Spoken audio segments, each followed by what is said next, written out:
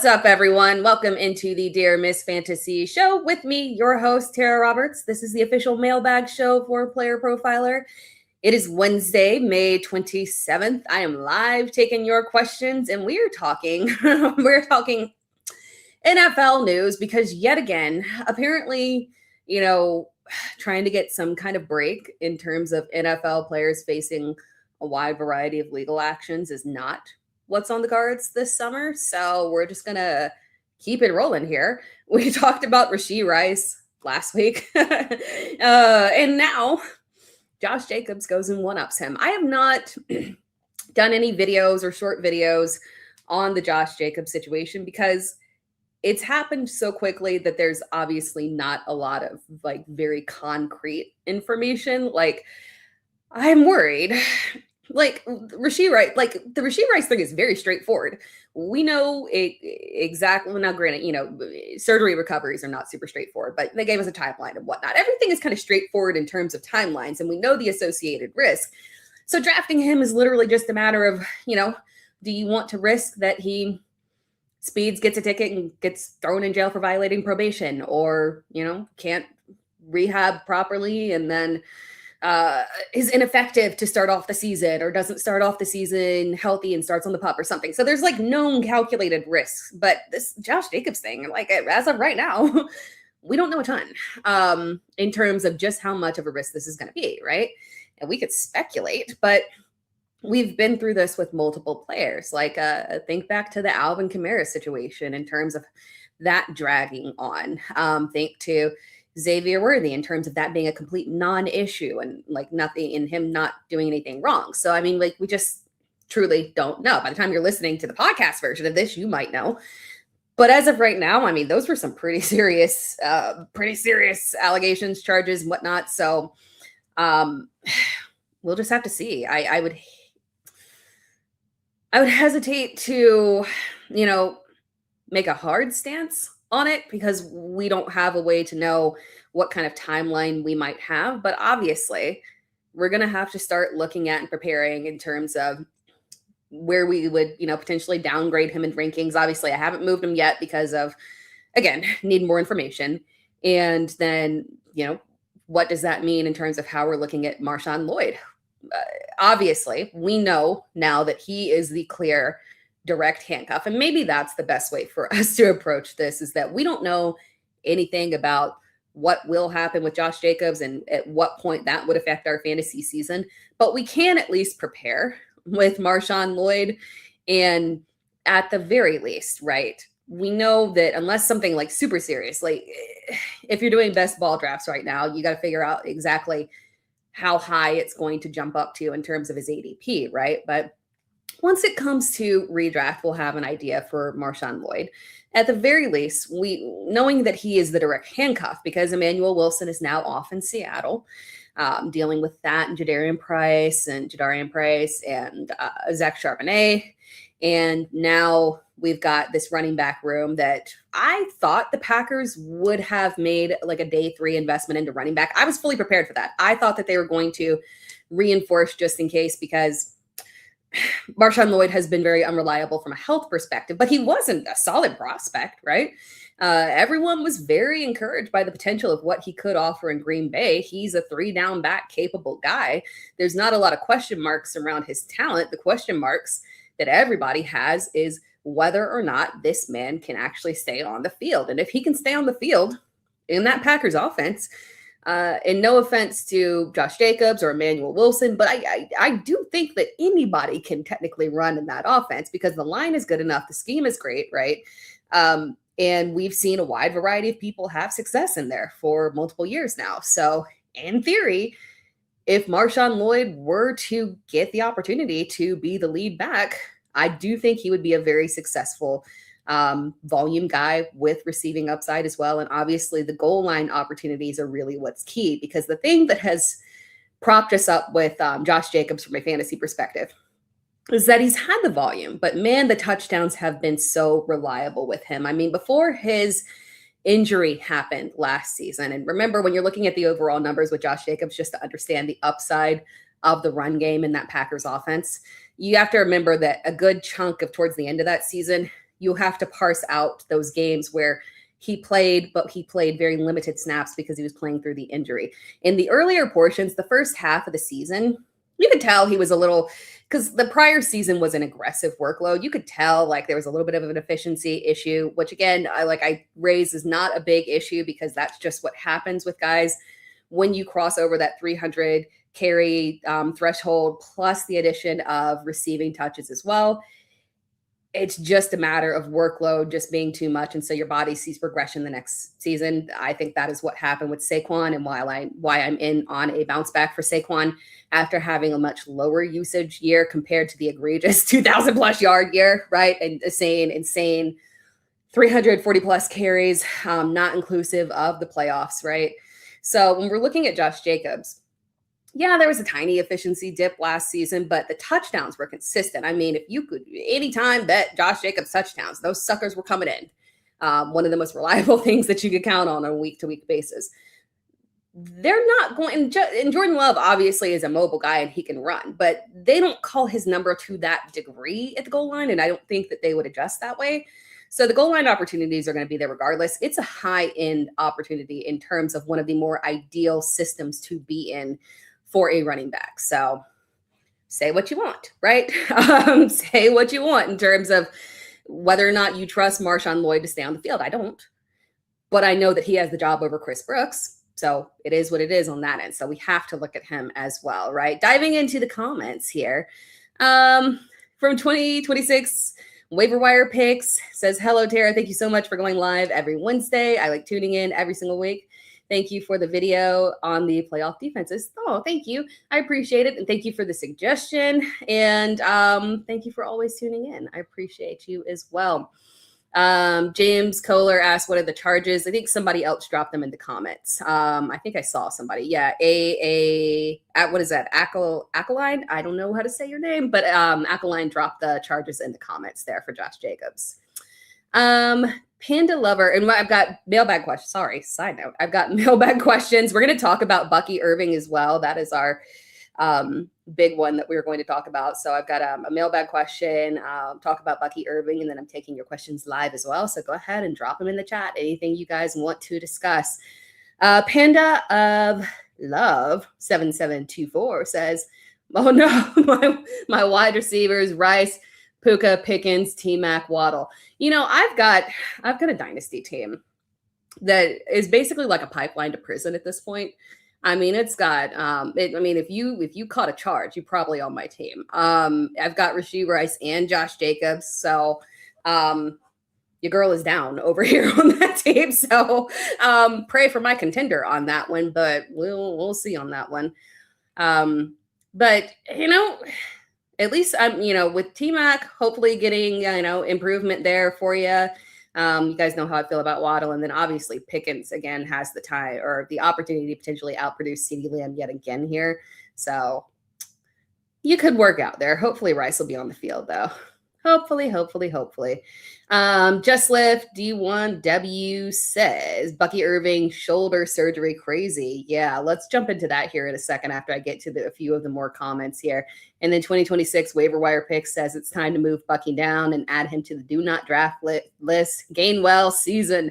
You guys know I love Kenneth Gainwell, so I was already on board with this, but we're gonna get into it for sure on that one. But yeah, Panda of Love, I don't really I think I'm crossing my fingers.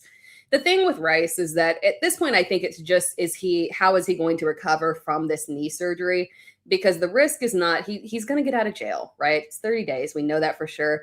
Don't do anything dumb while you're in there. And then once you get out, and I've never really understood, from the Chiefs perspective, this would be my approach. If I were in management for the Kansas City Chiefs, there would be a serious buddy system. The man would not drive. He would have a personal driver, right? He would not touch a car. It would not be allowed in season. Now, you can't control off season, right? But in season, he would not touch a car. He would have a personal driver. So hopefully their organization can take the right approach in order, once they actually get into training camp and in season, surely you can ensure that this man who will have a set schedule every single day is going to not misbehave theoretically and break the law. So we'll see on that one. We're just trying to get him past the The surgery cleanup is the main concern for me in having him ready for week 1.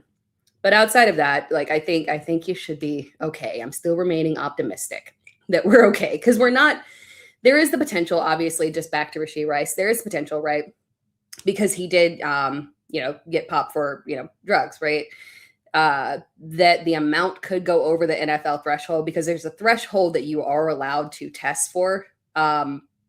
But it's like a very generous threshold, right? So if he were to go above that, then theoretically we'd be looking at potential additional suspension because that would be like a new violation towards the NFL's policy.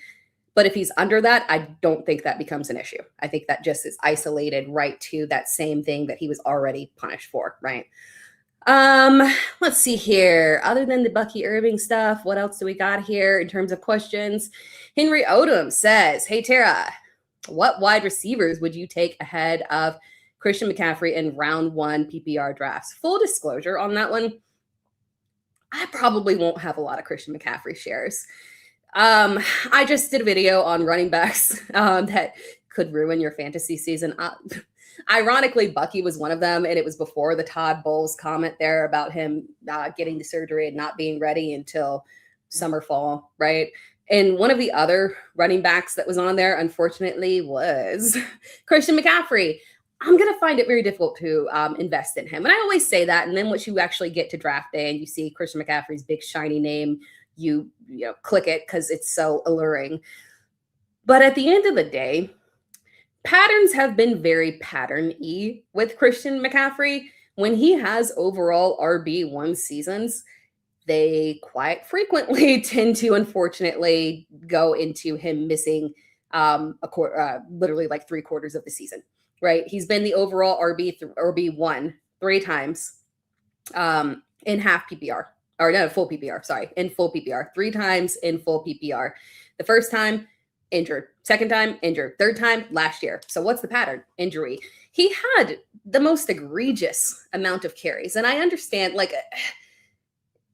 they had to do it. San Francisco had to do it because there was no other option. He was the only playmaker on the team at that point. They were rolling out Mac Jones, who, shout out to Mac Jones and his little contract bonus, getting a little bit more money there. But they were working with Mac Jones. Ricky Pearsall was fighting through injuries. Juwan Jennings was playing through was clearly playing through multiple injuries and not performing up to the level that we would expect there. Obviously, Brandon Ayuk not on the field. So it was just like a nasty situation, unfortunately. So they had to put a ridiculous amount of carries and touches on Christian McCaffrey. He crossed the 300 carry mark for the first time in his career. He had the highest amount of total touches that he's ever had in his career. All at age 29. He's going to be in his age 30 season. Man, regression is not a 100% guarantee. But if there was a regression season that was going to happen, it's this one right here. So, yeah, 100%. I'm taking in terms of, even in terms of running backs, I'm taking Jonathan Taylor, Devon Achane, Saquon Barkley, because I do expect the bounce back over CMC, right? I just don't feel comfortable leading off my team with a guy that I wholeheartedly believe will not make it through the entire season. I am taking Jamar Chase over him. I'm taking Puka Nacua over him because, again, that's another situation of as long as you make it into the season, I believe I would trust Puka Nacua enough to just remain focused on the team and not have egregious off-season antics and make it through the actual season. Off-season, I don't know, right? But in season, once you get there and he's active in week 1, right? Once we get to training camp and preseason, I feel very confident in that, right? So we get to, trust Puka Nacua, Jackson Smith, and Jigba. And quite frankly, let me go to my overall list as well. But yeah, even in like round 1, Amon-Ra St. Brown, yeah, I would take him over Christian McCaffrey as well. You get into this weird wide receiver range. I was actually just talking about this on a podcast earlier today. It's been a busy day for me. I filmed 3 shorts today. It's been a very busy day. I filmed 3 shorts. One, because I do betting stuff. So I filmed 1 WNBA, 1 golf, 1 NFL. Not betting, obviously. Just a regular redraft video. I did a show, and now we're doing this one, and then I'm going to film a video after this as well. So it's been a full day full of coffee and lots of crazy news. But The only player that I have question marks around from a wide receiver point is once we get to CeeDee Lamb, I do fear, and we were talking about George Pickens earlier, all right? I think it's entirely possible that George Pickens repeats that level of performance that he had last year. The only thing that would hold him back, I think, it's not his talent. It's literally just his attitude, whether or not he is frustrated, right? Does he hold out? And someone, compared it to Terry McLaurin, right? In terms of when I'm looking at holdouts, last year was a really good example. James Cook had his holdout for the contract, and he solved that real quick, right? He had it was maybe 1 week into training camp, or maybe even 1.5 or something. It was really quick. They took care of it. He got back, had plenty of time to get prepared for the season. We saw no issues with James Cook. Terry McLaurin carried his right up until the end there. That's often just a recipe for disaster when it comes to holdouts here. So I might feel a little bit differently if we're in August and George Pickens is nowhere to be found, right? In terms of holdouts just being such a negative towards your ability to prepare for the season. And there's no scientific evidence behind it. But often, right, we see that the lack of preparation being with the team does end up leading to issues in terms of not just, potentially you being frustrated and underperforming and being a little bit lazy, but injury issues popping up as well because of the lack of preparation. So that's always a thing that we have to worry about, right? And if that happened, that would obviously make CeeDee Lamb an extremely safe pick. So we kind of got to play that by ear and see how George Pickens is feeling in terms of his feelings in August there. That would be the only question mark. But even after that, right, we get into this weird range where there's a lot of question mark wide receivers where there's no issue with them, but issues with their team or their quarterback situation. Justin Jefferson, are we going to get Kyler Murray starting? To what degree do we trust Kyler Murray? I've been through a lot of Kyler Murray seasons, man, rostering him. And let me tell you, man, I've never felt joy with Kyler Murray on my roster during the fantasy playoffs. Not one time. Never felt it. It might look good for the first half of the season, but I've never seen someone consistently fall off towards the end of the season there. But still, it's Justin Jefferson. So you would still just say hey, right, as long as we know for sure that we're getting Kyler Murray and we don't have to go through that J.J. McCarthy experience again, right? But we have to figure out that quarterback situation. Drake London is having quarterback questions. Kevin Stefanski has been speaking very highly of Tua. And I'm not shocked. We talked about this in terms of Michael Penix and Tua Tagovailoa compared to each other. Who would be the starter? Who would be the better option for Drake London? Who do I think will be the starter? We've also got Penix dealing with coming off of the injury as well. They're splitting reps. Kevin Stefanski saying a lot of positive stuff about Tua. Tua is his type of quarterback. He's very particular, right? In terms of what he likes. And Tua kind of fits that mold of a guy that he likes in terms of play style. So I'm concerned that it's going to be a weird quarterback controversy, and we're going to have multiple guys starting throughout the season. There's not going to be consistency there. Short leashes because you've got two viable starting options. Penix maybe starts off the year. Maybe he underperforms in a game or two. They throw out Tua to see how it happens and just gets into a weird situation. So not excited for this for Drake London because he has a legitimate overall wide receiver 1 ceiling for sure. But if he could just get a stable quarterback situation, then we could get there. Who else has issues there after him? There's A.J. Brown. We don't know who his quarterback is going to be at this point.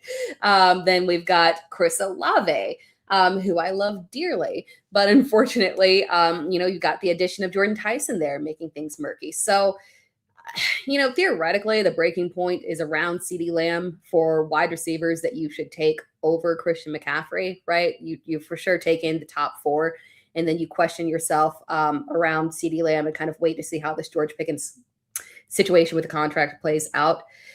But I would not blame you because I will be doing so in completely abstaining from CMC because of the extreme inherent risk that he has this season. Funny comment here from Linda Wells. Via my sources, Josh Jacobs stole from Caleb Williams. Yeah. It'll be, yeah, we'll see. That is a very interesting comment in terms of the side stuff with Josh Jacobs. Is it alkaline? I think it's just alkaline. Alkaline 5109 in my draft simulator. Derrick Henry and Saquon Barkley both fell to 24th pick. I have Gibbs at 1. Would you consider going RB? Ooh, in the scenario. Oh, let's see. Well, let me look at my overall rankings and see who would. Now it's going to be weird. I'm going to have to look at, because I have Saquon ranked higher than consensus, so it'll be a little bit funky looking, but 24. After that, you could theoretically at wide receiver 1, if you started off 3 running backs, could get Olave, which in a perfect world, everything goes right for the Saints. I feel very optimistic about Tyler Shuck. I'm very surprisingly, on Tyler Shuck. I enjoyed the end of season Tyler Shuck experience, especially in DFS. That stuff paid off. Tyler Shuck to Chris Olave fed families, right? The addition of Jordan Tyson just makes it a little bit murky there, but I feel very positive about the overall direction there, especially since Tyler Shuck is not changing systems or anything. So I'm remaining optimistic. I wouldn't hate starting off Chris Olave with my wide receiver 1. I also don't mind starting off wide receiver 1 with Devontae Smith. That would be your other option if you went 3 RB. You could start off with Devontae Smith. That's not a bad direction to go, in my opinion. I know people are a little bit skeptical of. I saw a very interesting tweet now that I think about it. Sorry, ADD brain shooting off to the side. I saw a very interesting tweet about Devontae Smith that I vehemently disagreed with, stating that there was too much being put onto additional targets, potentially going to Devontae Smith, and that all of those vacated targets from A.J. Brown were going to be dispersed between Eli Stowers, Mekhi Lemon, Dallas Goedert, and that Devontae Smith's role would stay the same. That doesn't make logical sense. Obviously, when we're talking about A.J. Brown leaving, we're not thinking that entire workload is going to shift over to Devontae Smith. But he is going to see a bump in targets. Like, make no mistake. This is not a one-for-one replacement. Okay, Mekhi Lemon gets all of the targets that are now vacated from A.J. Brown. There can be an upgrade here for Devontae Smith to step up as the wide receiver 1. And we have, and it's a small sample size, but when Devontae Smith has had the opportunity to step up with A.J. Brown out, he's had no problem handling volume and operating as the wide receiver 1. I don't know if it's just like a mental block that some people have in terms of his size, maybe making it seem like he can't take over as a wide receiver 1 just because he's so thin. But the NFL has evolved enough to where we've got such a wide variety of bodies and different types of wide receivers that are operating as wide receiver 1s, that it doesn't have to be a traditional built like A.J. Brown kind of body to be a wide receiver 1. So I don't go with that logic. He will benefit from A.J. Brown leaving, and to say otherwise just feels a little irresponsible. But obviously he's not going to get all of those targets, but he'll see a bump up in targets. So yeah, I feel very comfortable. I would start off my team with assuming A.J. Brown is gone, right? We got to get him there, but we're right around the corner. We're right around the time frame where we're going to see that movement though. So it'll be fun. But I would feel comfortable. So to be honest, I don't mind going RB, and then hitting wide receiver because, and while I don't think you have to, because I don't mind a hero RB. I was robust RB last year, starting off with multiple backs early. So I was 100% on board with the strategy, but I don't think you have to this year. But it's not a bad thing. So I'm cool with that, because the wide receivers that you could even start off with a T. Higgins, right? That's perfectly fine. Or maybe your preference is I don't know, I wouldn't start off with a Tera McMillan, right? But maybe you risk it and you draft a Rashee Rice after he drops in the rankings and hope that he does in fact play, and you've automatically got yourself a wide receiver 1, 3 top running backs, you've won your league right there. So yeah. I don't mind that at all. Robust RB can work this season for sure. I'm probably going to be taking more of a hero strategy because I do like some key wide receiver 3s, right? So I can push that out a little bit. And I'm very interested in guys in that low end wide receiver 2 or low end RB2 range, like Quinshon, Judkins, Cam Scattaboo, if he can get healthy, right? If David Montgomery is anointed as the RB1, and we see how the Texans offensive line looks in preseason, I can work with that. There's a wide variety of strategies that we can take this season, but I think robust RB is very much in play. Very good question. I like that one right there. From Nick Taylor, 3409. Any recommendations competing in FB? Yes. Now, no lie, I have not looked at. I have not strategized yet. Full disclosure, because I'm doing a live draft. I'm doing the live Houston draft for Scott Fishbowl. I think it's like late June, right? So my preparation will be maybe in a couple of months, in a couple of weeks. But I have done fairly well. I've made the playoffs in all of my years in SFB and was tracking really well last season. Made it pretty deep the season before there. My biggest recommendation in terms of the approach with the Scott Fishbowl is to be very flexible in terms of taking different strategies. Like you don't have like one of the things is that one, I will say this with tight end premium, especially with that one, I have either whiffed on tight end like last year because I drafted George Kittle, or I have taken approach of fading tight end and just making it work with high-end tight end twos, low-end tight end ones, or streaming options, right? Just kind of mass drafting later tight ends and making it work there. Last year, I hit on Oronde Gadsden. That held me over for a little while Kittle was out. But my recommendation there is that pay attention to the scoring settings, but don't feel like you have to adhere to like, I gotta go heavy tight end early because it's tight end premium. We got extra points here. No, I've made it deep into the playoffs, rotating out a wide variety of trash at tight end. Heavily investing in running backs. This is where a robust RB can definitely work as well. So yeah, that's. I'll actually maybe I'll do like a short video or something in terms of SFB strategies as well. But it's so much fun, and more so than anything, get guys that you love to root for. Like I've drafted Lamar Jackson. Jesus, that hurt last. I made that, mind you. I made the playoffs last year while drafting Lamar Jackson and George Kittle, and I stacked it with Mark Andrews. Now, granted, the Mark Andrews thing was a later pick, so that was really kind of negligible, right? But play the waivers. You can make it. It is perseverance, and those late round picks are what really saves you. So really hone in on those sleepers. Don't draft them too early, but the late round picks will save you from any kind of injury issues, and just draft the guys that you want, right? I've been very loyal in terms of like with the super flex as well. I typically don't start off in that league going QB. I draft one QB early. It is often a Lamar Jackson type. I want a running quarterback as well, right? So I draft like a Lamar Jackson type or something like that. And then I wait a little bit and get like a low-end QB, like a Tyler Shock would be a nice SFB target this year. So yeah, we'll talk about that more because that's when SFB is one of my favorite things to do. I've done the live draft a couple years. It's so much fun. So if you can get involved in it, it's one of the joys of fantasy football for sure. Let's see here. Jumping back to the comments. From Joey. Hi, Joey, from my friend Joey the Right in the chat. Hope all has been super. Who is the last RB you feel you could trust as an RB1? Well, it might have been Josh Jacobs before this. Probably would have been Josh Jacobs before this. It is, I want to say it's probably,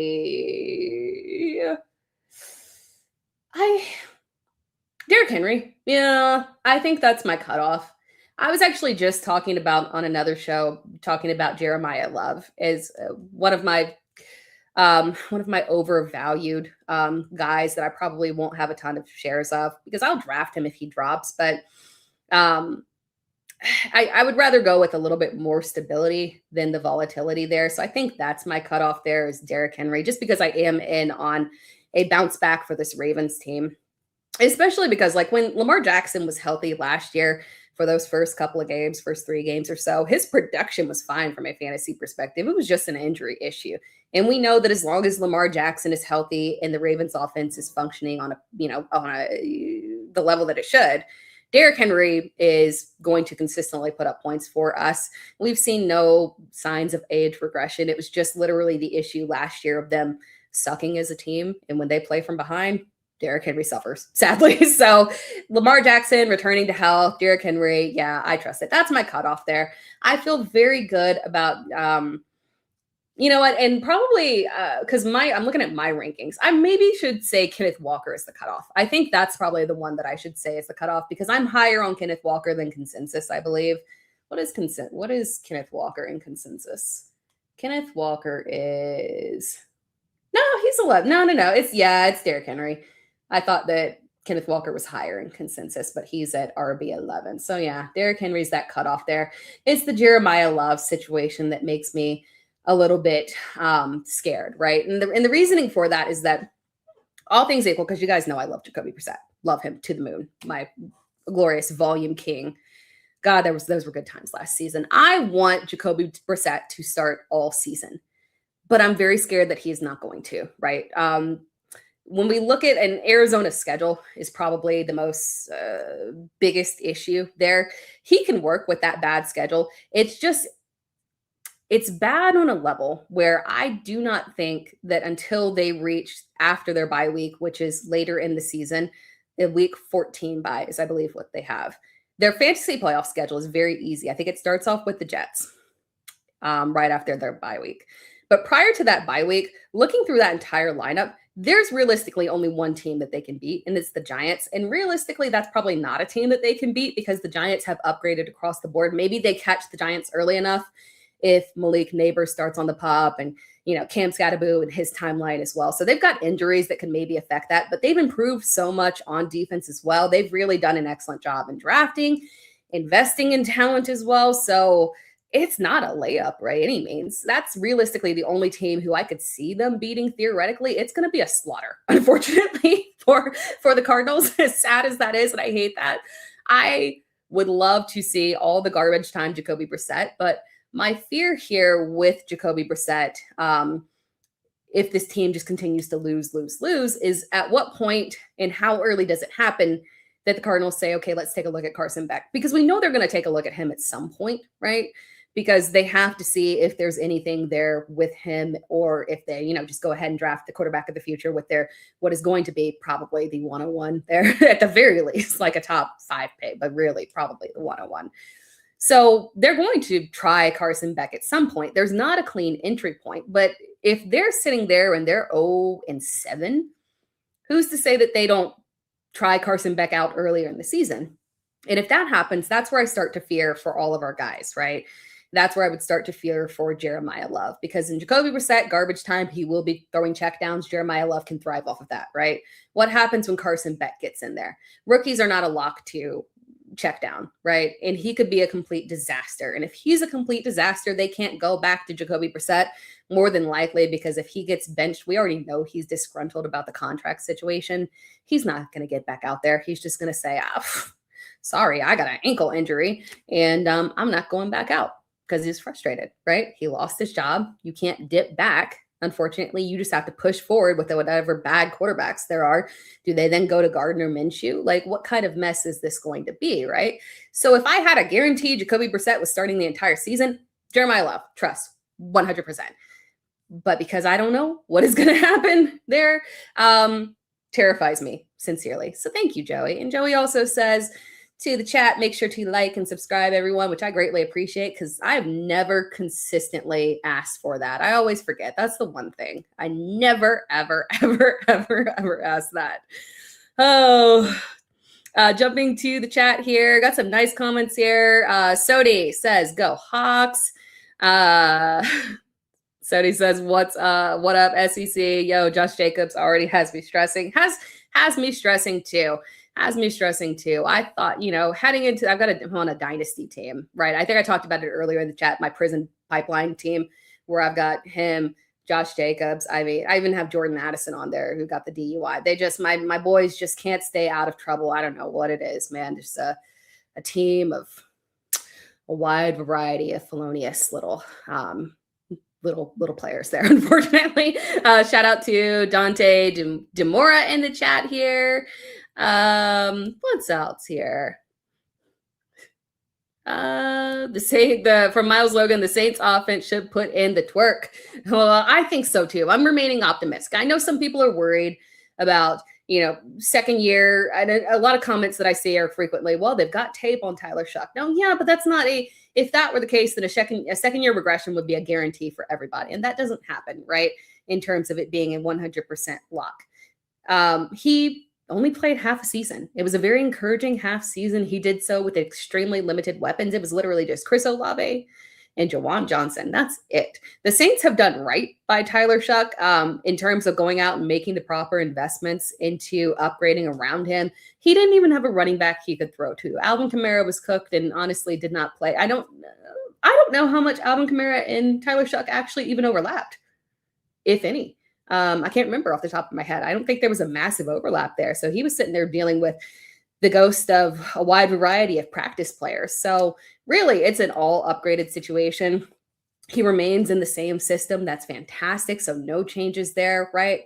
I feel very good about it, right? You be cautiously optimistic, but still, I do feel very good about the overall progress they're going to make. And if anything, I trust Kellen Moore to push volume. That's the good thing that we know for sure. They're not going to flip and say, okay, guys, let's go run heavy. We've got Travis Etienne. No, Kellen Moore loves to push tempo, push volume. He was not afraid to let Tyler Shuck throw 40 plus last season. So I feel good about this for sure. From Malcolm, good topic here. Would you take Hurts this year? He has number one strength of schedule for quarterback, or wait a few rounds for someone like Kyler or Dak. Well, you guys know I already talked about Kyler and my skepticism of the Kyler Murray experience. If I drafted Kyler, which I'm not going to, I've suffered enough trauma and I've got him on a dynasty team, so I got to sit through that trauma as well. But if I were to draft Kyler Murray in redraft, I would have to pair him up with a more stable option, right? So I would pair Kyler up with a Brock Purdy. Injuries happen, right? But in terms of stability options of a guy that I know when he's on the field, he's going to put up a solid baseline of low-end QB1 numbers that I could feel good about. I would pair him up with somebody just because of my lack of trust in him getting successfully through an entire season. But I don't mind taking Jalen Hurts, to be honest. Now, granted, it depends on where you're taking him. As long as, and I have him ranked higher in terms of ADP right now. He's still QB6. I still feel like that's a little aggressive in terms of it's a fair ranking. That's where, he should be ranked in theory. That's an appropriate ranking. Maybe you could argue that you could put Justin Herbert over him for sure with the upgraded system. I could get behind that in terms of going Justin Herbert over him, but that's a fair ranking right now for Jalen Hurts.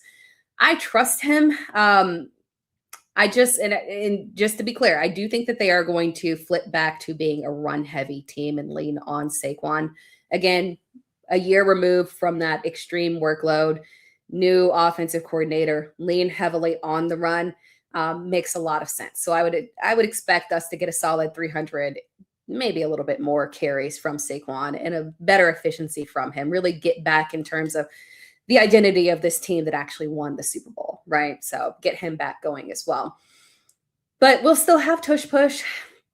Mekhi Lemon, we got to see, he looks fine in training camp. I love Eli Stowers. We still have Dallas Goedert, who we know at the very least can catch a bunch of touchdown passes. So he's working with a fine crowd, right? And Dontavian Wicks added on the outside as well. But at the end of the day, I trust him. I just don't know if I love the ADP. I'm not clamoring to draft Jalen Hurts at that price. I'm not fading him. I think it's fine. That's where I got him ranked.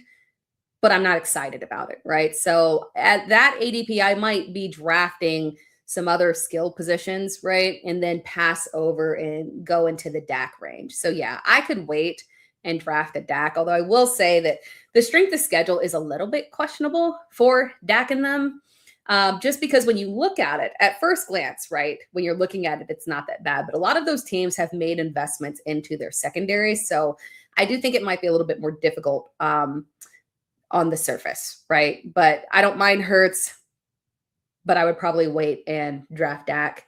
If I waited and drafted Kyler, it would be a combination of him and another quarterback for sure. And then Malcolm says, also, as an Eagles fan, I prefer AJ Stay, but it seemed like it's basically a done deal. Yeah, and it's weird that we're not getting more concrete language. Maybe after all of that Diana Rossini drama. Maybe they just kept it not a lot of speculation around that AJ Brown and New England trade, but it seems like it's a done deal. I'm not sure why they're still speaking about it as if it's kind of like, oh, maybe he'll stay. There's not a lot of urgency. We'll see. That would be very weird if they did keep AJ Brown, but I wouldn't put it past them to do that because, at the very least, Mekhi Lemon is a strong asset for the future. So it's possible. It's possible, but it does make it a weird, murky situation, right? Especially for people who are drafting in best ball with the assumption that AJ Brown is going to Drake May and that Mekhi will be, at the very least, the wide receiver 2 there in Philadelphia. So we need to get this solved immediately after June starts. We'll get it going here. Let's see here. Jumping to the chat here, getting closer to catching up. Sorry, guys. I realized I was a little bit further behind. Pronto Joey says, hey, best fantasy show on the planet. Thank you. Are you increasing exposure to Gainwell? Yeah, let's go ahead and bring up a little graphic here. Boom. There we go. Let's talk about, because he was the thumbnail, right? Sorry, I got into chat mode and was answering questions, but we got to talk about Bucky Irving here. Not at training camp, had offseason shoulder surgery. Todd Bowles came out and made the comment saying that, yeah, he'll be available, in, summer or fall. That might not be a concern if we were talking about any other team, but we're talking about the same Tampa Bay team that had us on a string with the timeline for Bucky Irving's return last season. I don't trust them. So when you're throwing in a timeline that includes the word fall, I get very uncomfortable, unfortunately. And we know that there were potentially other issues around why it was so difficult to get Bucky back on the field as well. I don't want to speculate, but it doesn't seem like it's only the potential shoulder thing. So you got to wonder, man. I mean, Bucky was a heavy fade for me before Todd Bowles made this statement. Now it's a full, no, it's not happening here. And the reason why I was very worried about Bucky Irving prior to even this whole shoulder surgery timeline deal is that when we look at what they did last season, we look at Bucky Irving as a whole and how he was utilized. We know he can be a 3-down back. He's very capable, right? But it's tough to deny. And you can argue that maybe because it was a shoulder and a foot injury that he was dealing with last season. Again, the vagueness of the injuries, right, was one of the real issues that we had with him. And you could argue that, well, maybe when he came back, he wasn't at 100%. But the problem is that he came back to a hefty workload. Let me pull it up actually there. Let's not speculate. Let's pull up exactly what he came. Let's see, Bucky, where you at, buddy? Bucky Irving games. Psych, I have to go to his full profile. Sorry, guys. I'm going to pull it up. Oh, wait, actually, let me just go to Sleeper. That's quicker. I always have Sleeper open for quick references of stats. There we go. Much quicker. Bucky Irving, when he came back, snap count was mildly decreased, but not significantly here. But he came back to a full normal workload. He had 17, 15, 16, 19, 9 carries against Miami. That was weird, but it is Miami. And then 26 carries against Carolina. He came back to a hefty workload. I would not say in any way, shape, or form he was limited. Pass volume was mostly, it looked like there was between 2 and 3 targets. There was one outlier game where he had 6 targets. 1 touchdown on the ground is the real issue there as well. And then 1 touchdown receiving. Bucky Irving is going to need those pass catching upside, and then also the goal line touches. And the problem is that we already saw last season, once he came back and he was out there, again, we just read the number of carries. That man was not limited. He was out there carrying. Okay. But the goal line opportunities were frequently sniped by Sean Tucker. And Sean Tucker is very good at that. Unfortunately, he will never be a 3-down back. I think someone asked, are we holding on to Sean Tucker in Dynasty? Absolutely. I've got a share. I'm not letting go, right? Actually, I might got 2 shares. Whatever shares I have, I'm not letting go because of the fact that I know this man can be very successful at the goal line. The only problem that he has and why he can't be a 3-down back is the man can't block and the man can't catch. That's a skill set he does not offer, right? But early down work and goal line work is perfectly fine for him. So we already have evidence of Sean Tucker, when Bucky Irving came back, sniping Bucky Irving at the goal line. Please note that his new offensive coordinator is a man named Zach Robinson. Zach Robinson that came from Atlanta. Zach Robinson that came from Atlanta and gave how many goal line touches to Tyler Algier? Tyler Algier had an excellent year, and he was sniping Bucky Irving he was sniping Bijan Robinson constantly. So when I hear people saying like, no, we don't have to worry. We don't have to worry about, Bucky being sniped. Is Bucky Bijan? Is Bucky better than Bijan? Bijan Robinson was sniped at the goal line under Sean Robinson. It's kind of, it would be kind of naive not to assume that the same thing can't happen with the same offensive coordinator and the same setup where he has a big bodied back who can get in there and be highly successful at the goal line. Bucky's not a big back, right? So alleviating his work at the goal line, maybe in an attempt to try and keep him a little bit healthier, it sadly does make a lot of sense, unfortunately. So that's a major concern there. And he is theoretically a direct handcuff. Just know that it will be a committee handcuff, right? When last season, and again, we have change in offensive coordinator, but theoretically it's the same exact backfield. Bucky Irving goes down. It will be a combination of Sean Tucker and Kenneth Gainwell. Kenneth Gainwell is also a smaller back. He's a converted receiver. He can do early down work, but his bread and butter is his ability to pass, block, and receive. So the combination of the two makes the perfect player. So more than likely it would be a committee, and we could honestly have both of them be targets for us to hold on to our fantasy rosters on the end of the bench.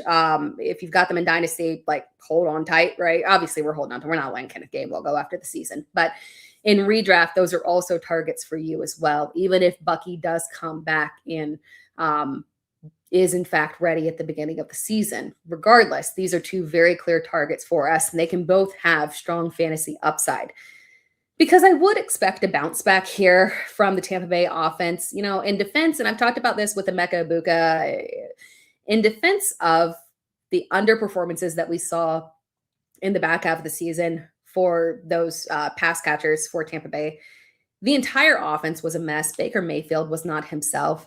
Obviously, the offensive coordinator was well above his pay grade and just should not have been, unfortunately, operating that offense. And so it was a major problem. So we're actually going to see a little bit of a bounce back here and better offensive efficiency. So yeah, this is a backfield that can be successful. Unfortunately, it just feels like when they're all healthy, there is going to be a weird combination. Bucky's upside is going to be capped. And now we've got all of these concerns around, will he and when he will actually be able to make it on the field. So it's a major issue there. I don't trust it. I don't. And Zach Robinson has already spoke out very highly of, and of course, coaches always speak highly of their players, right? So this is not shocking. No, coaches are not going to get out here and say, oh, I've seen Kenneth Gainwell in person, and man, he kind of sucks. Like, that's not going to happen, right? But his words were, Bucky and Kenneth Gainwell have a very similar skill set. They can play well off of each other. And that factually makes sense. They're very similar people. They have the same upside. They can do work on the ground. It's not a problem. They could operate as a 3-down back. Kenneth Gainwell could operate as a 3-down back if you made him, if you had to make it work. But bread and butter is the pass catching, right? So it's a complete system. Unfortunately, I think it's just going to be enough chipping away. So if you've got a guy over here in Sean Tucker who's chipping away at the goal line, and you got a guy in Kenneth Gainwell who was chipping away at some of that receiving work, you got 2 chips. What are you left with? Probably low-end RB2 production, sadly. So not a ton of upside there, unfortunately. Jumping here back to the chat. Let me remove that real quick. Jumping back to the chat here.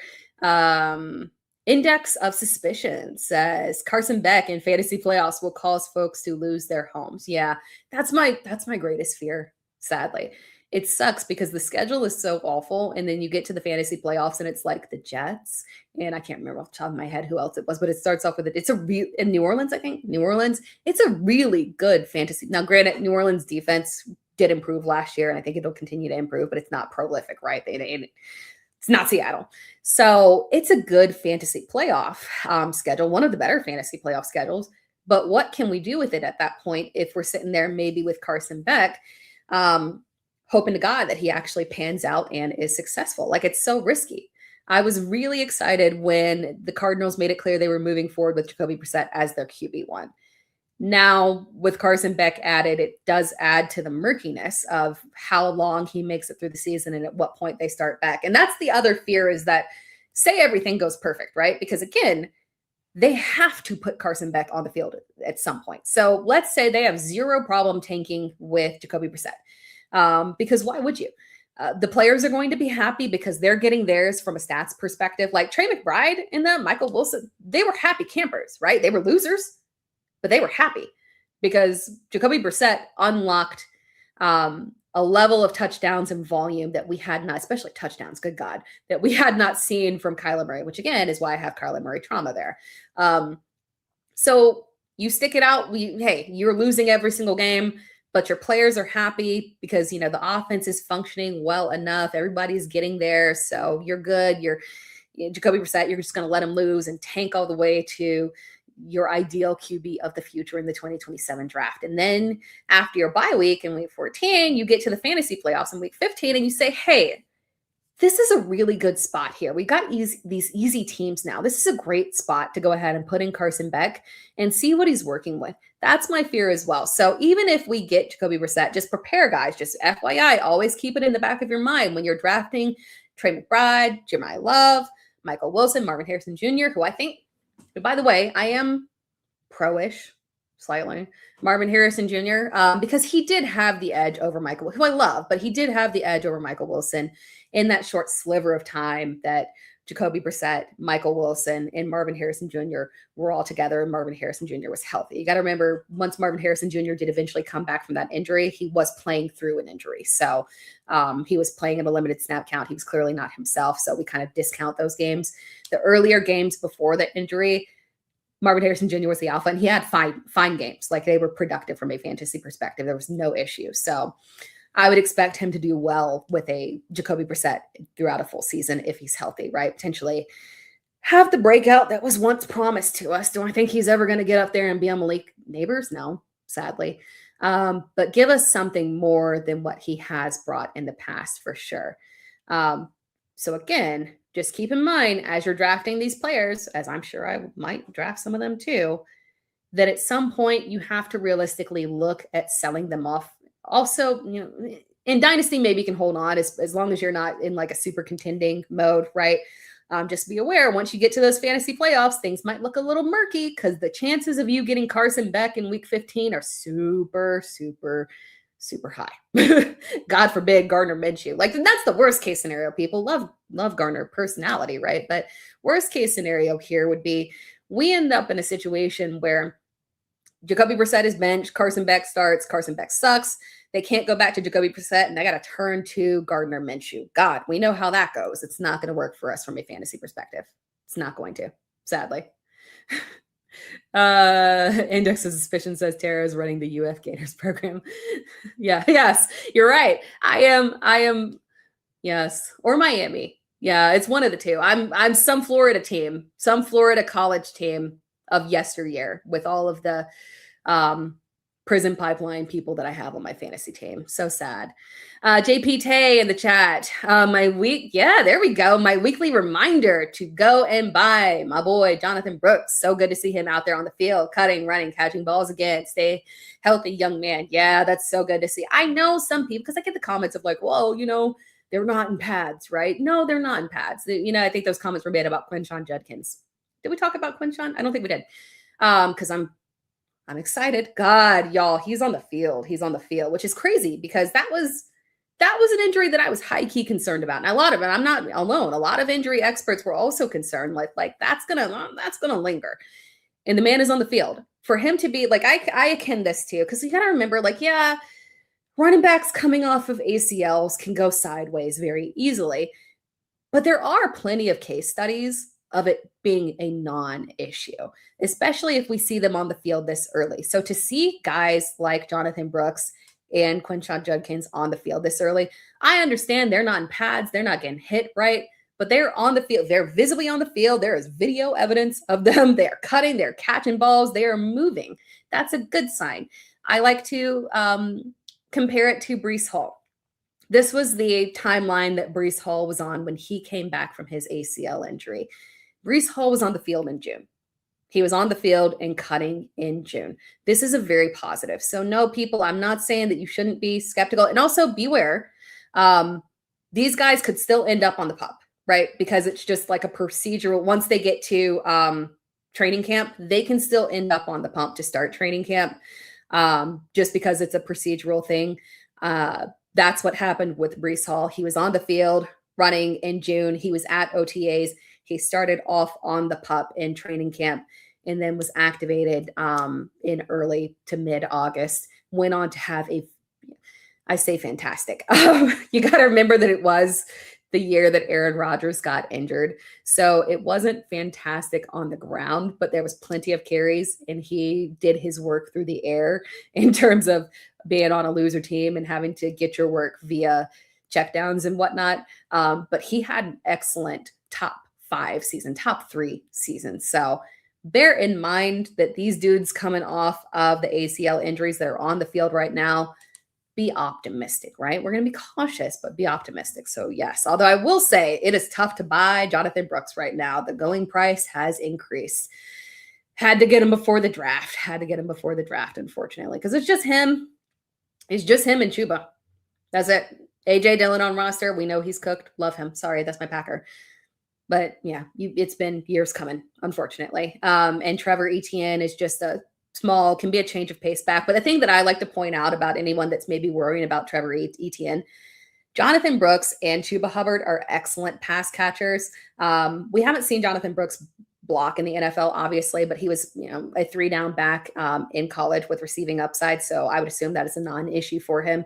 And we know that blocking is a non-issue there for Chuba Hubbard. So Trevor Etienne is not a threat to either one of those guys because they can do that skill set just as well as him. So it's not an issue. It's just between those guys. So it's Chuba or Jonathon Brooks. And the great news is that neither one of them is going to have an egregious ADP. Like I think I saw a comment the other day where someone was like, Jonathon Brooks is going to ruin seasons. He can't because he cannot physically go up higher than an RB3. It's not possible.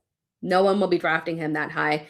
He's probably more realistically at best going to pop up to a low end RB3 range. So, I mean, like if we're looking at it right now, like if I'm ballparking and in a perfect world, let me pull up rankings, consensus rankings, not my own, because that's my own bias rankings, right? If I'm pulling up consensus rankings and I'm looking at Jonathon Brooks right now, I'll tell you exactly how high he could potentially go. He's RB 46 right now. That's behind guys like Chris Rodriguez, Zach Charbonnet, whose ADP will rise if we get closer to the season, and he seems like he might be able to make it back in the early portions. Tyrone Tracy Jr., who obviously his ADP will flux with the injury recovery for Cam Scattaboo. Woody Marks, Tyler Algier. Then there's Jordan Mason, who, again, I like as a guy who potentially, remember, Aaron Jones, obviously aged, not a lot of work last season, unfortunately. It might be his time to be put out to pasture. So Jordan Mason has potential to go into a better workload this season, especially if Kyler Murray brings the team back to a higher level offense, right? And then there's Rachaad White, Ja'Cory Krusky-Merritt, Kenneth Gainwell.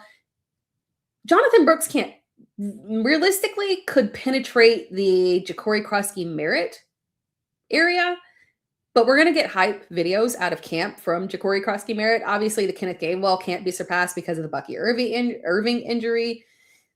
He can't pass a J.K. Dobbins or Kyle Monangai. So no, at best, he's moving up to maybe RB 35. That's the highest that I can see it go, because I just realistically do not see a scenario where the vast majority of fantasy managers would draft him over a Blake Corum, who has a built-in workload that's going to be a 50-50 backfield. And if something were to happen to Kyren Williams, you're talking about league-winning upside there. So it's a very low-risk option there, just because he can't go high enough. Can't go high enough to actually really hurt our fantasy teams. You're drafting him as an RB3 at best. Loving Life says, are there any RBs that you would handcuff that you would handcuff in redraft or best ball. Yeah, CMC. The problem with CMC, unfortunately, is that we don't know who the handcuff is. So it makes it difficult in best ball because we're just taking an educated guess and saying, and I've been through this, right, with trying to figure out what the handcuff is going to be in San Francisco. Just because they draft a Tyrion Davis-Price does not mean that man is going to play, right? Unfortunately, raise your hand if you ever drafted a Tyrion Davis-Price because you thought, whoa, it's the handcuff. Nope. It's the future. Nope. So that's the only issue there is that, yeah, we have to, if you draft Christian McCaffrey, you have to handcuff him and you got to cross your fingers that it's Kayvon Black. You just got to hold your nose and say, please, Lord, let this be the handcuff. And that we don't get any funny business there. And that, they say, is it Jordan James? Could it be Isaac Orindo if he stays healthy? Like, it's just, it's a hot mess. But yeah, that's one that has to be handcuffed for sure. James Cook has to be handcuffed. That's a really, really, really, really key one, in my opinion. I love James Cook. I was very pro James Cook last year in terms of saying, hey, my boy is not going to have regression. But he crossed over that 300 carry mark last season. And granted, because he does not catch a ton of passes, the overall touches are not egregious. And they didn't have a deep playoff run, so that's a benefit there as well. But at the end of the day, it is the first time that he has ever crossed over 300 carries. So it was a heftier workload that he's been used to his entire career, right? So I've got a wee bit of fear in terms of potential regression or injury issues that could occur. So again, I love James Cook, have no problem with him and his potential. It's just the fact that he crossed over that 300 carry mark. So that often does mean that injuries could linger, unfortunately. And if you are handcuffing him, it is that weird situation where his handcuff is not the one that's going to have the most usage during the season. It is Ray Davis. Ty Johnson would not be the handcuff. It's Ray Davis that would be the direct handcuff there. Who else would I handcuff? I never handcuff Derrick Henry because it's Derrick Henry. And literally no matter, we got one weird, injury year from him. But outside of that, he's the most reliable tank that ever existed. But if you were to handcuff Derrick Henry, Adam Randall does theoretically profile as, being a replacement in terms of a big-bodied back, a giant back. Not as big-bodied as Derrick Henry. He's slimmer. But in terms of overall size, for sure. So that could be an interesting one, especially because that would be a very cheap handcuff that you could just grab at the end of drafts. So that's one as well. And then obviously everyone has their skepticisms around Kenneth Walker and if he can handle a full 3-down back workload in Kansas City. He was paid as a 3-down back, FYI. And again, I've stated this before, the switch from God, I hate Matt Nagy. Sorry. Every time I think about him, it just makes me kind of vomit a little bit in my mouth. The switch, which is also why, God, I feel so bad for New York. Why would you do that? Why would you have Matt Nagy as your offensive coordinator for a Jackson Dart who is in his second year? He needs a actual good quarterbacks coach, right? He needs somebody that can develop young quarterbacks. Matt Nagy is a legit terrorist towards young quarterbacks, and he will not acquiesce his system to fit the actual skill set of the quarterback. He force fits the quarterback into whatever he wants to do and whatever he thinks his vision is. Oh, God, sorry, side note. But Matt Nagy was an abomination on that Kansas City backfield. The whole, Isaiah Pacheco's downfall was directly tied with Matt Nagy. Isaiah Pacheco's success was under Eric Bieniemy. The Chiefs now have Eric Bieniemy back. So that's a positive there. So I do feel good about Kenneth Walker being a 3-down back under Eric Bieniemy, who is a running backs coach, and that is his specialty. He does that well. I trust him with our running backs for sure. But if you're skeptical of Kenneth Walker being able to handle the workload that they might need this season, especially with Patrick Mahomes coming off of the injury, but by the way, he's back, people. It seems like he's on track. So that's another one of, again, player coming off of an injury, Patrick Mahomes out there looking good. Yay.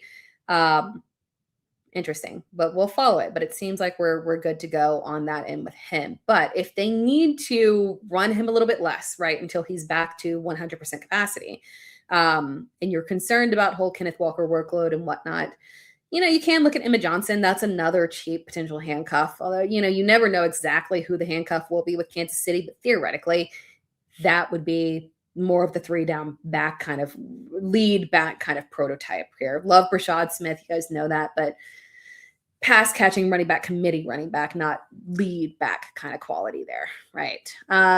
Jumping back to the chat here as we wrap things up. JPT says, who are your thoughts? So what are your thoughts on a buy low opportunity or waiver wire pickup for Jalen Royals? Yeah, we've heard some positive news, right? JPT says, I was super high on him coming out of Utah State. The Chiefs literally have nobody. Hopefully a second year role for him. Yeah, I think it's worth it for sure. Because again, we have this inherent risk that is going to exist with Rashee Rice for literally the next several years. He's on, we talked about it last week. He's on probation, right? He can't violate it, right? Do we trust him to not violate it? No, unfortunately. So he can go down at any time, sadly, to the prison. That's where he could go, back to the prison once he gets out. Yes, and I've talked about Xavier Worthy and the fact that he's a fine receiver, but overall wide receiver one, I've always been rather skeptical of that. So we've heard some positive things out of camp for Jalen Royals. So it's possible. I think that's a very reasonable late round flyer, buy low opportunity waiver wire pickup. Although maybe the Royals owner feels a little partial to him, but I think that's a really good one to seek out for sure. 100%. Bob Harris in the chat there. Shout out to you.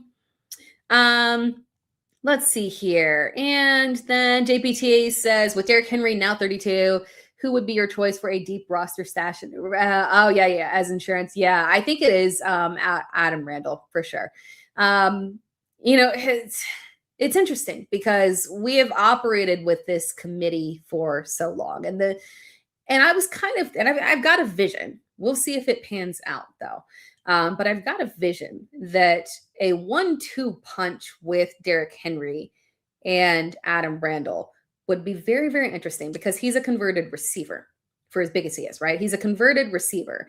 And theoretically, you could use him as the change of pace back to catch and then also interchange him in terms of, you're switching to a bigger body guy, maybe wear defenses down there because we know with Derrick Henry, there's a certain limitation to his usage. There's a certain level of snaps. There's a certain downs that he's just not going to play on. So you wonder if Randall can push up and make himself go ahead of what's his face. That's sad. What's his of the pass catching running back that they have there. I'm so sorry for blinking. That's rather mean of me right there. Oh my gosh. What Justice Hill. Sorry, Justice Hill. That was rather rude of me. If they could work and push ahead of that, I think that would be very interesting, right? So I like Randall as the target there, especially because it seems obviously he was the owner's pick, and it seems like the sentiment from the team has been very positive around him as well. So that's the direction that I'm leaning there for sure. And then Rachel in the chat, the Tootsie Pop 6, who sniped me in a draft earlier, by the way. Who did you take that hurt my heart there? It was, I think it was a tight end that I was planning to get. But who worries me the most, aside from Christian McCaffrey and Bucky Irving. So aside from Christian McCaffrey and Bucky Irving, I think Travion Henderson is the one that worries me the most, which sucks because I have a dynasty team where I need him to not worry me. But I feel like the problem is a combination of problems here because his rookie season was super encouraging, right? In terms of the volume that he had, the success, the yardage, the touchdowns, it was all positives. My fear is that this New England schedule is going to be remarkably more difficult than the one that they had before. And when things got difficult in the playoffs, they turned to Ramondre Stevenson for the reliability in terms of just overall stability, his blocking upside in terms of keeping Drake May safe. So if we can't get Travion Henderson upgrading in terms of his pass blocking, sir, I hope that's what you're spending your entire offseason working on. If we can't get him upgraded, that is my concern there, unfortunately. So, yeah, gosh, I want the best for Travion. But with the schedule being so much tougher, I think we might see more of Ramondre. He's not going anywhere. And it might be difficult to predict. And you're going to take the boom and the bust with him and, wait for hopefully, wait, let me not say that. If Ramondre Stevenson were to go down with an injury, this guy, we know that the ceiling is just the dumbest ceiling that ever existed, right? but Ramondre's there. And so it's literally just the only thing that could help is just a Super Bowl issue. Sorry, I got distracted by the comment here because this is a good one as well. I'm off Drake, Del J 1840 says, I'm off Drake May this year, Super Bowl loser curse. Yeah, I'm scared for that as well, along with the addition of the egregiously far tougher schedule than they saw last year. I mean, I'm hopeful that the addition of an AJ Brown would help try to mitigate that. But at the end of the day, it's going to be a lot tougher this year. The good news though is that he operated off of efficiency last year. They can push up the volume, and they might have to because of it being a lot more difficult. But at the end of the day,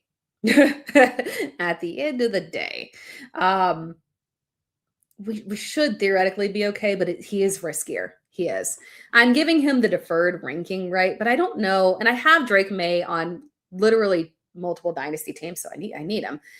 But I probably won't be taking a lot of shares in redraft, right? Because I prefer that kind of lower end, targeting that Justin Herbert kind of area.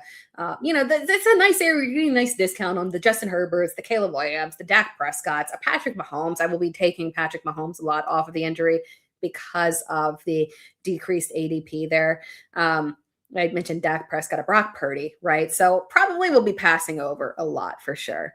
And the AJ Brown situation would definitely help out a lot, but a lot of skepticism there. Then JPT also says, it says in response, I have concerns too about Hendo. Keep an eye on Miles Montgomery. Matt Waldman was super high on him and had him as his RB 3 to 5 in this draft. Yeah, which is very, which honestly doesn't seem quite off because of the fact that this draft at running back was so subpar, right? Like, and that's why, like, when I talk about a Emmett Johnson, now I think about it, I might have said Jonah Coleman and not Emmett Johnson when I was talking about Kansas City. Sorry about that, guys. I meant Emmett Johnson and Jonah Coleman in Denver. Sorry, I think I misspoke there. They're like the same person to me sometimes. Emmett Johnson is the handcuff to Kenneth Walker. Whoops, I definitely, now that I think back on it, I think I said that wrong.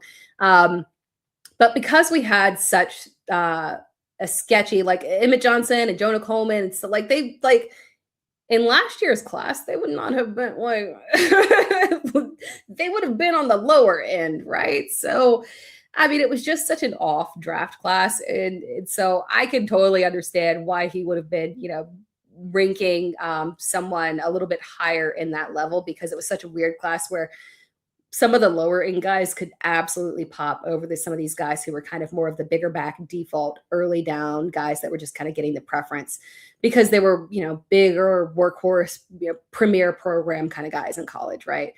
So yeah, that one does make a lot of sense too. Super chat here. Thank you, Turd Ferguson. New to your channel. I want to go RB first. Who would you take? Round one, if an RB isn't available, I'm leaning towards Jefferson, but I don't trust Kyler. Yeah, I'm the same way here. I want to believe in a Justin Jefferson bounce back because, my God, it can't get worse than what it was last year, right? With JJ McCarthy there. But I'm skeptical. As long as we're not having to make those decisions now in best ball, right? And we're making, this is redraft and we're drafting in August, and we have more information about where a lot of these guys sit with injuries like Malik Neighbors and kind of quarterback situations.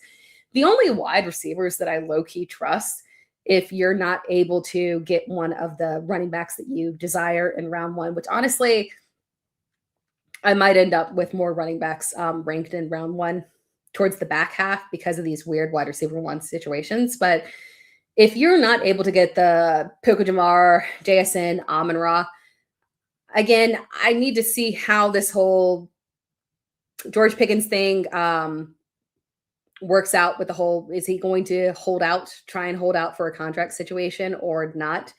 And then I can feel comfortable with CeeDee Lamb or not. But really, it's a weird range where like I might take a Malik Neighbors if he's healthy and available, just because I know he's going to be 100% the target hog. And I do trust Jackson Dart as a quarterback, even if I hate his offensive coordinator situation, just pure volume should still get Malik Neighbors there. I don't know if I would prefer to go Nico Collins. I would still go Justin Jefferson, even with Kyler Murray over Nico Collins, because CJ Stroud is as much of a risk, quite frankly. I mean, he's going to be on the field, right? Generally, like we had that little slump where he was not with a concussion, but for the most part, we trust him to be on the field. But the offensive line is an issue. Consistency is an issue, right? So I can't go Nico over Jefferson. Yeah, I think I would probably give that deferred preference there if I'm not getting one of the top 4 to a Justin Jefferson. That would be it. But God, it's really tough trusting Kyler Murray. I appreciate the super chat, but yeah, I'm with you. Jefferson is the lean there. Malik Neighbors, if he's healthy. I remain on the fence about Drake London because the upside is so high, but I'm very skeptical of the quarterback situation for sure. God, it's such a weird first round guys this year. Just such a weird situation with all of the question marks that we have here for sure. Jumping back to the chat here, Linda Wells says, speaking of handcuffs, if Travis Kelce goes down, I got Jake Brenningstole over Noah Gray. That's interesting. Yeah, I see what you did there with the Clemson plug. Appreciate that. I do. I think that's an interesting direct because, Noah Gray has been steady, but it's not as if he is popped, right? So I think that's a very reasonable thought process there. And this was a super deep tight end draft class. So I liked a lot of tight ends in this one. There's some potential. I think we're going to be talking about waiver wire tight ends a lot this season. That is my prediction, right? Loving Life says, any thoughts on Tyreek Hill and Stephon Diggs getting picked up? Worth a late stash in best ball. Tyreek is DJing. He's in Miami. I'm skeptical. I would pick up Stephon Diggs over Tyreek Hill, maybe, because if I were more inclined to believe which one, obviously Stephon has his issues off the field, right? They both do. Although technically Stephon's was taken care of. When it comes to side note, that actually is important because Stephon Diggs theoretically should not have any suspension issues heading into the season. So just bear in mind on that one because that was dismissed in court. So a lot of TikTok videos if you want to go back and look at it. Very interesting. Of that trial. Or not trial, just court case, right? But Tyreek Hill, my worry is that Tyreek Hill has entered his Odell Beckham time period where he's going to be weighing options. He was heavily linked to Kansas City. And honestly, if I could see him go to any team, it would theoretically be a Kansas City. But we also have to consider that he's coming off of a ridiculously ugly injury. So there's the recovery aspect. Do we trust that he's been rehabbing to the extent that he should? At least we know Stephon Diggs is healthy. And he played a full season for what it's worth. He's old, coming off the injury, played a full season. So if I'm taking a stab between the two, it would be at Stephon Diggs because I at least saw a full season out of him last year. And I do think realistically, he could step on a team right now and play. So yeah, I would lean towards Stephon Diggs on that one. I don't think that's a unreasonable late round best ball stash for sure. And then Leaving said, sort of interested in Malik Willis if you're a late round quarterback drafter.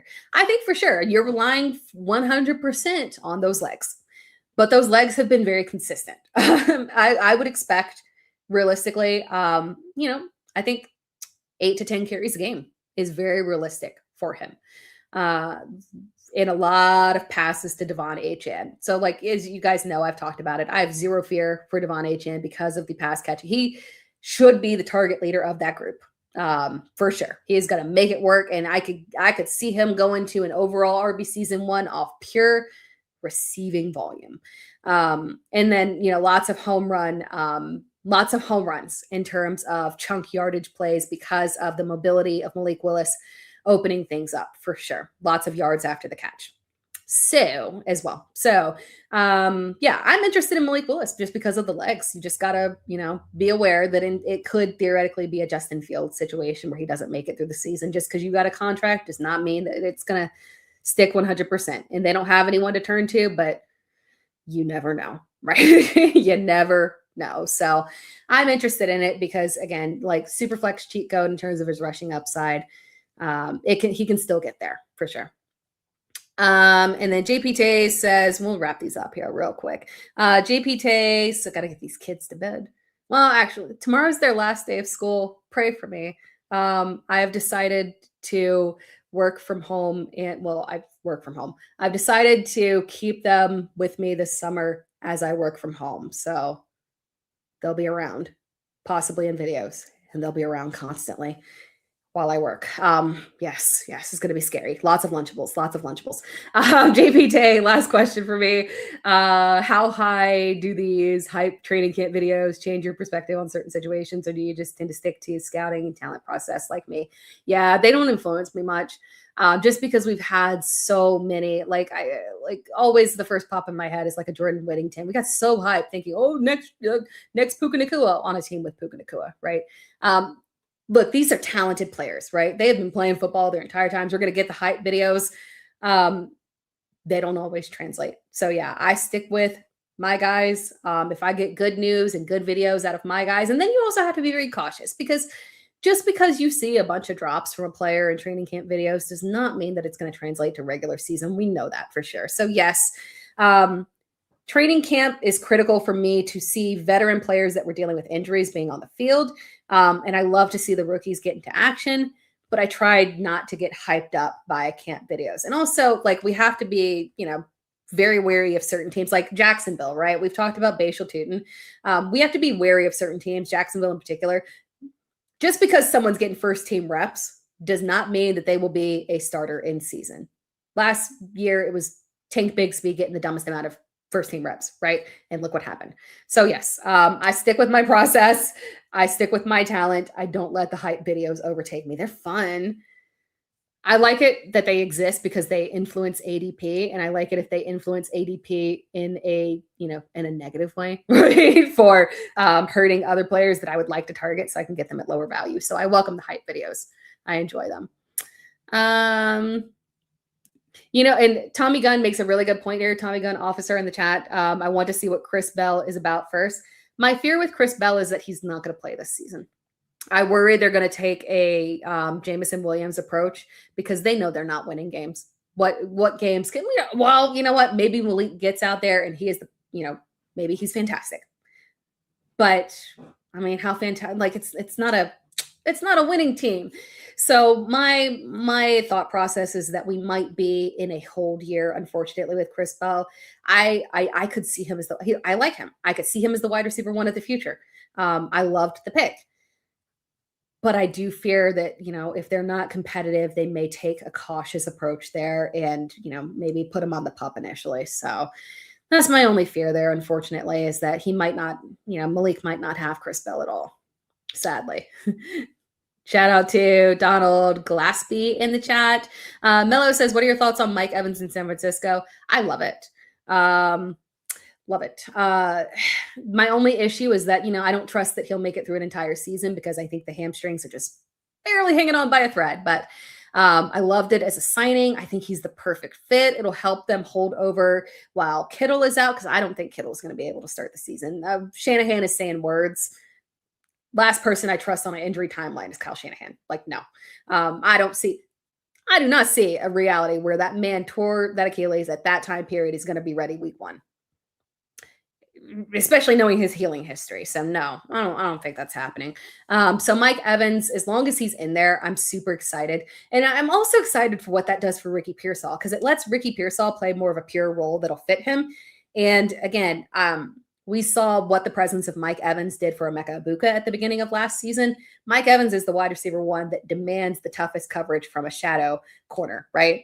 So your best corner will be shadowing him. It's going to open things up for Ricky Pearsall. It's great for the team. It's great for Mike, and it's great for Ricky Pearsall. So that's an all-around positive for me, for sure. The only thing I'm skeptical of around in terms of drafting him is, am I drafting a guy who's only going to make it through half the season?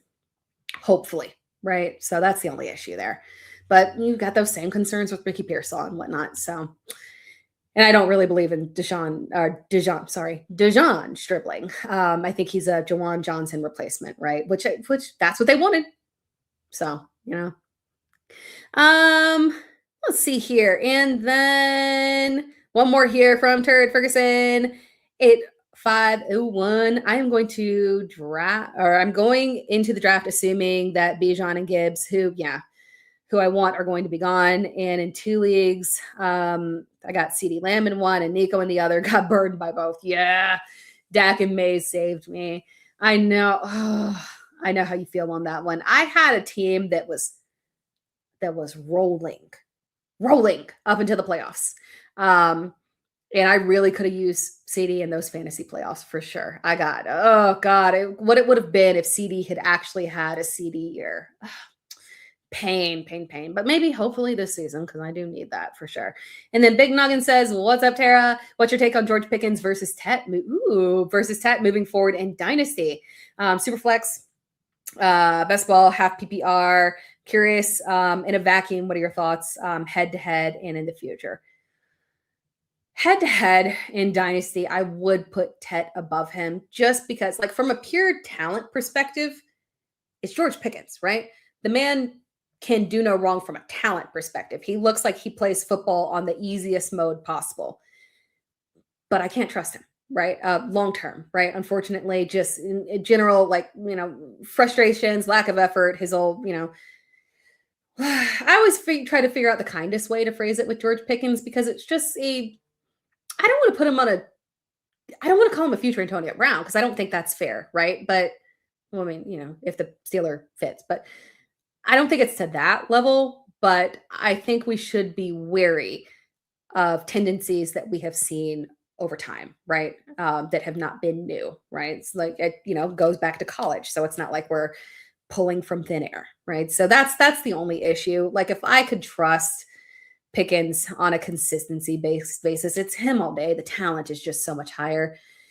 But Tet is the more stable player in terms of the long-term look forward there. And the hope there with Tet is that I know what Tet can be if they just increase the pass volume. That's the only issue there. We just got to get Dave Canales to increase the pass volume to Tet McMillan so that we have games that are not like 20 yards and a touchdown, and we have games that are 80 yards and a touchdown. If we can get to that point there, because I trust Tet to be the wide receiver one moving forward. I love the talent surrounding him for sure. Jalen Coker, excited to see what Chris Basil brings as well.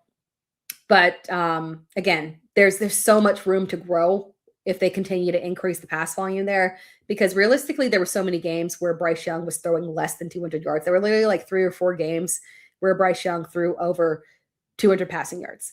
And he was successful when he did it. It just wasn't very frequent there. So I'm hoping that the leash just gets a little bit longer there so we can see more volume to Tet. So my preference there is Tet in a vacuum between those two for sure.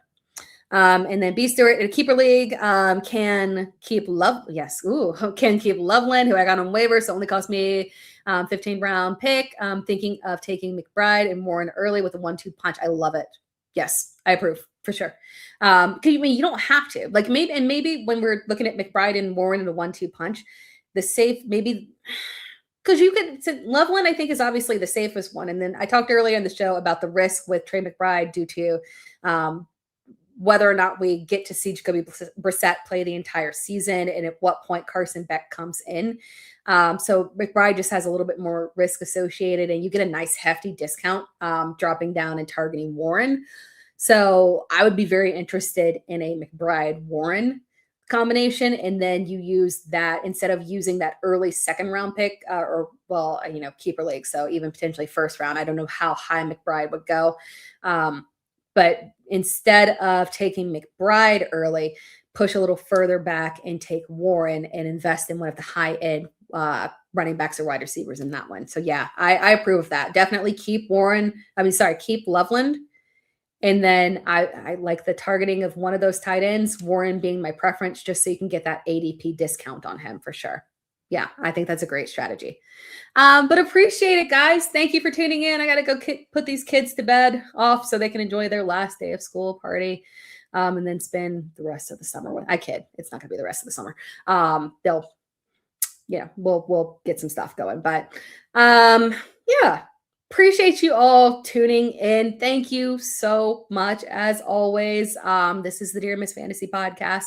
It is available on all podcast platforms, so I appreciate a subscribe on that one. And then, as always, appreciate a subscribe to my YouTube channel. It's Tera Time, and then also to our to our podcast host. Is it host? Yeah, that's the way to prove it. Player Profiler, thank you for hosting this podcast as well. So a subscription to them as well if you have the opportunity there.